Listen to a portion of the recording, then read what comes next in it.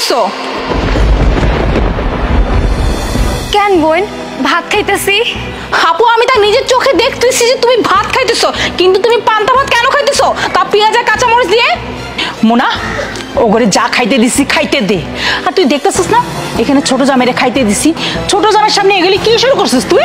মা, আমি শুরু করছি তোমার এটা মনে হইতেছে? মা, শুরু তো আমি করি নাই, শুরু তো তুমি করছো।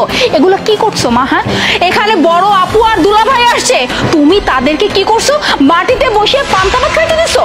আর আমার জামাইকে কত সুন্দর আদর আপ্যায়ন করে, এত সুন্দর করে টেবিলে বসিয়ে তাকে কি খেতে দিলে? হ্যাঁ, মাছের মাথা, মাংস। তাহলে আমার আপু কি দোষ করছে? হ্যাঁ, আমার আপু আর দুলাভাইকে কেন তুমি মাটিতে বসালে? কিসের জন্য তুমি তাদেরকে পেঁয়াজ আর মরিচ দিয়ে পান্তা ভাত খেতে দিলে? হ্যাঁ, এগুলো কি করছো মা? আমি তো কিছু বুঝতেছি না। মা একটা কথা বলি শোনো, হ্যাঁ, এক চোখে তেল আর এক চোখে লবণ এসব বিক্রি করাটা বন্ধ করো। হ্যাঁ, এসব ভেদাভেদ কেন করতেছো? ও তোমার কি মেয়ে না? আমি যেমন এই বাড়ির মেয়ে, ও সেম এই বাড়ির মেয়ে। তাহলে দুই জামার ভিতরে এত ভেদাভেদ কিসের জন্য? এক জামাইকে মাটিতে বসাইছো আর এক জামাইকে সুন্দর মতো চেয়ারে বসাইছো। কেন করতেছিস তুই বুঝতেছিস না? ও তো আমার পেটের মেয়ে না, ও আমার সৎ মেয়ে। আর তুই হয়েছিস আমার পেটের মেয়ে, এই জন্যই তো ওদেরকে পান্তা ভাত আর কাঁচামরিচ দিচ্ছি, আর জামাইরে আমি মাছের মাথা দিচ্ছি। বাহ মা বাহ, আমি অবাক হয়ে যাচ্ছি তোমাকে দেখে। এই হচ্ছে আমার মা। আমার মার বিচার এত সুন্দর, এটা তো পুরো এলাকায় না তালি দিয়ে আমাকে শুনাইতে ইচ্ছা করতেছে। দেখো আমার মার বিবেক দেখো, বিচার দেখো, কত সুন্দর দুই মেয়েকে আলাদা আলাদা চোখে দেখতেছে। এক মেয়েকে দেখতেছে নিচু চোখে, আর এক মেয়েকে দেখতেছে উপরের চোখে। আমাকে যদি এতটা আদর করতে পারো তাহলে এই মেয়ে কি দোষ করেছে? ও তো এবারে বড় মেয়ে, তাই না?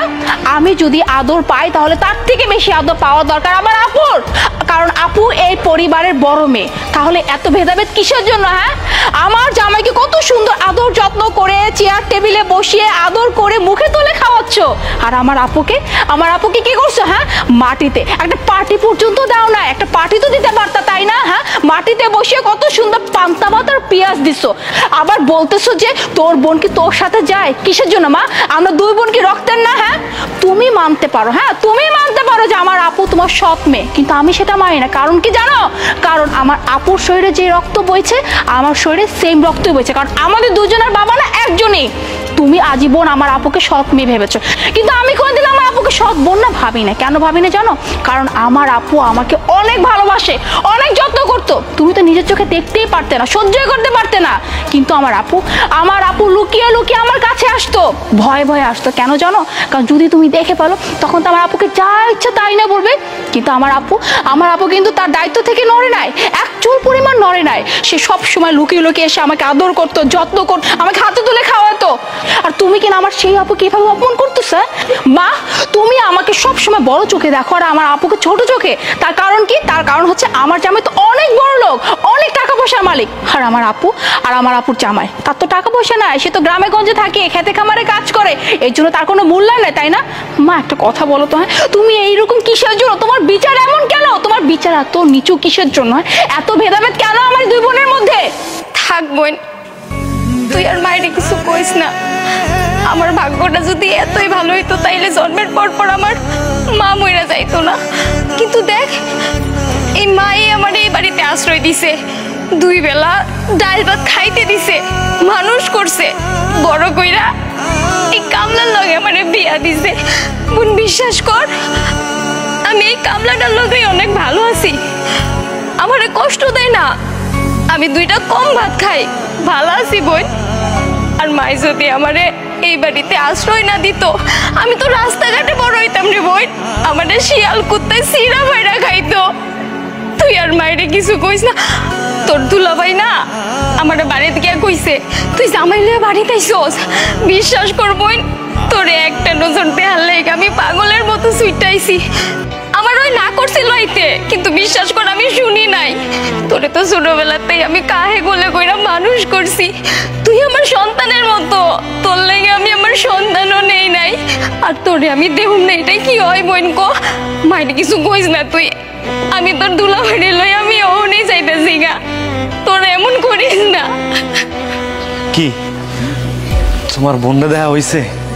তোমার আমি আগেই মানা করছিলাম এই বাড়িতে যাওয়ানোর দরকার নাই, আমার কথা শুনলা না? আইসা বললা তুমি তোমার বোনরে দেখতে।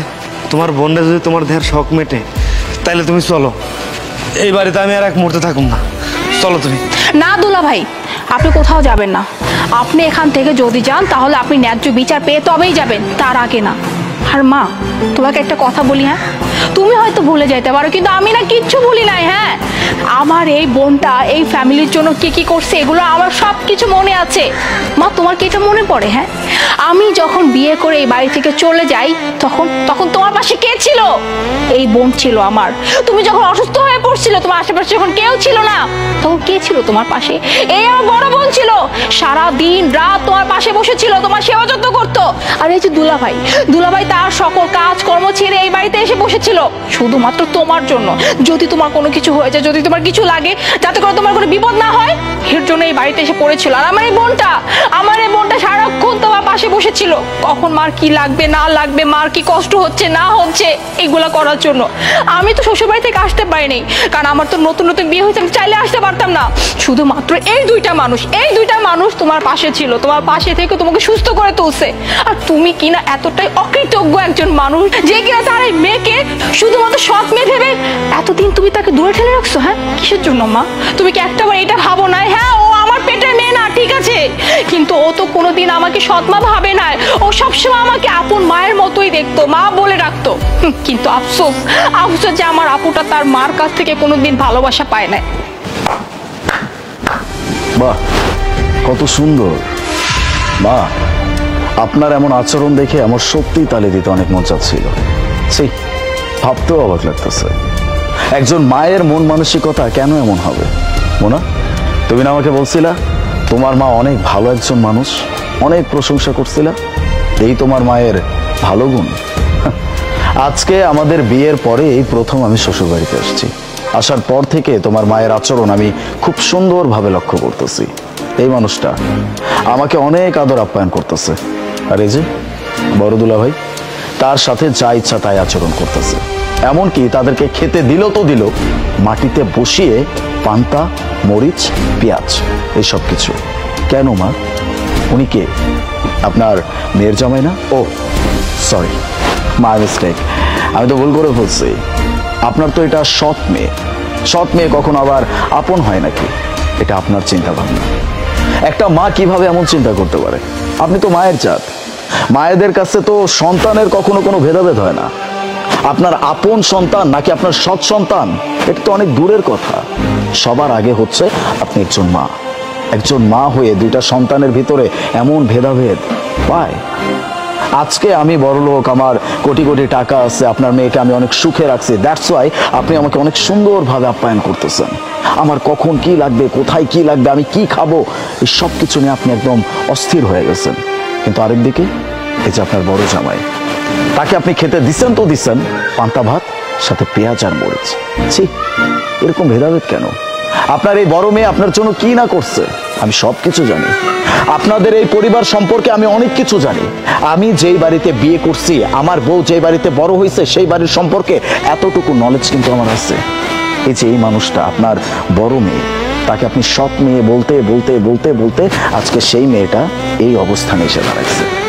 কই, আপনি যাকে সৎ মেয়ে বলেন সেই মানুষটা আপনাকে তো কখনো সৎ মা বলে না। আপনাকে তো যথেষ্ট ভালোবাসে, অনেক সম্মান করে। ওই যে আপনার মেয়ে তো মাত্র বলল, আপনি যখন অসুস্থ ছিলেন তখন আপনার এই মেয়েটা আপনাকে সেবা যত্ন করে সুস্থ করে তুলছে, সাথে আপনার এই বড় জামাইও। এই মানুষগুলোর প্রতি আপনি এতটুকু কৃতজ্ঞতা বোধ পর্যন্ত রাখতে পারতেছেন না? আরে তাদেরকে স্বীকার না করলেন, এতটুকু তো স্বীকার করবেন যে তারা আপনার জন্য কি করছে না করছে। আমি কাকে কি বলতেছি? যেই মানুষটার মন মানসিকতা এমন যে এক চোখে তেল আরেক চোখে নুন বিক্রি করবে, সেই মানুষটাকে বুঝিয়ে কোনো লাভ নাই। আমি অনেকক্ষণ যাবৎ আপনার এসব আচরণ দেখছি, সহ্য করতেছিলাম যে কখন একটা মানুষ কথা বলে। কারণ এই বাড়িতে আমি আপনার জামাই হয়ে আমি যদি এখনই এরকম কথা বলে ফেলি, আপনার কাছে হয়তো খারাপ লাগতে পারে। কিন্তু যখন দেখলাম আপনার মেয়ে ব্যাপারটা নিয়ে প্রোটেক্ট করতেছে, আমি আর চুপ করে থাকতে পারলাম না। ছি, আপনাকে নিজের শাশুড়ি বলে পরিচয় দিতে এখন আমার লজ্জা লাগতেছে। যাই হোক, আপনার সাথে আসলে কথা বলে কোনো লাভ নেই। যেই মানুষের এইখানটাতে সমস্যা, মানে তার চিন্তা ভাবনায় সমস্যা। সেই মানুষটাকে আমি যতই বোঝাই না কেন, সে যতক্ষণ পর্যন্ত তার চিন্তা ভাবনা চেঞ্জ না করতে পারবে ততক্ষণ পর্যন্ত সেই মানুষটাকে কেউ চেঞ্জ করতে পারবে না। আপনাকে চেঞ্জ করার জন্য এতগুলো কথা বলতেছি না, আমি জাস্ট আমার কথাগুলো বললাম। আজ বাদে কাল যদি আমার অবস্থার পরিবর্তন হয়ে যায়, আমার টাকা পয়সা বাড়ি গাড়ি সবকিছু আমি হারায় ফেলি, তখন তো আপনি আমার সাথে এমন আচরণই করবেন। আপনার বড় জামাইয়ের সাথে যেমন আচরণ করতেছেন, সে গরিব বলে আপনি তাকে দেখতেছেনই না, তুচ্ছ তাচ্ছিল্য করতেছেন তাকে আপনি। না, আমি এরকম মানুষের সাথে একই বাসায় বসে তার সাথে একটা সুসম্পর্ক রেখে খাওয়া দাওয়া পর্যন্ত করতে পারবো না। এই যে খাবারটা আমাকে দিচ্ছেন না, এটা আমার গলা দিয়ে নামবে না। মোনা, এই বাড়িতে আর এক মুহূর্ত না। এইরকম মন মানসিকতার মানুষের সাথে আমি অন্তত একটা মুহূর্তও কাটাইতে চাই না। চলো এখান থেকে। হ্যাঁ আলিফ, তুমি ঠিকই বলছো, আমি আর একটা মুহূর্তে এই বাড়িতে থাকবো না। কারণ যে বাড়িতে আমার বড় আপু আর আমার দুলা ভাইয়ের কোনো সম্মান নাই, তাদেরকে এতটা অপমান করা হয়, সেই বাড়িতে আমি একটা সেকেন্ডও থাকবো না। যে বাড়িতে কিনা আমার জামাইকে এতটা আদর করা হয়, সম্মান দেওয়া হয়, যত্ন করা হয়, কিন্তু আমার বড় বোনের জামাইকে ঠিক ততটাই তুচ্ছ তাচ্ছিল্য অপমান করা হয়, সেই বাড়িতে আমি থাকবো না। চলো।